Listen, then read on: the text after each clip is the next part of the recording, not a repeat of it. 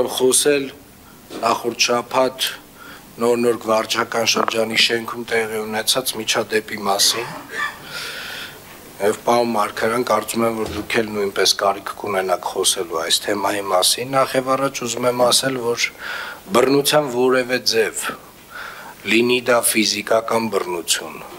լինի բռնությունը խոսքով վիրավորանքով սադրանքով մեզ համար անընդունելի է Երևանի քաղաքապետարանի յուրաքանչյուր աշխատակից եւ մասնավորապես վարչական շրջանի ղեկավարները ովքեր որ Երևանի քաղաքապետի ներկայացուցիչներն են տվյալ վարչական շրջանում պարտավոր են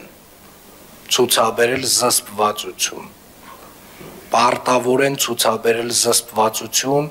կյանքի բոլոր պարագաներում սադրանքները միշտ կան ամենուրեք են եւ միշտ կլինեն Անընդհատ որևէ մեկը որևէ մի թեմայով որևէ մի սուտ կասի եւ այդ սուտը վստահաբար մենք կարող ենք որպես սադրանք ընդունել բայց այնուամենայնիվ ես դատավորի դեր չեմ ստանձնելու հարգելի գործընկերներ կա քրեական գործ եւ նաեւ քրեական գործի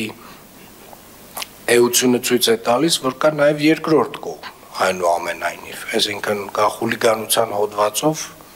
անձինք ովքեր որ ներգրաված են եւ վարույթ է իրականացում այս բան տեր Մարգարյան կարծում եմ դուք պետք է ասելիք ունենաք տեղի ունեցածի վերաբերյալ Պարոն քաղաքապետ հարգելի գործընկերներ սիրելի երևանցիներ այո տեսարանը ոչ հաճելիներից էր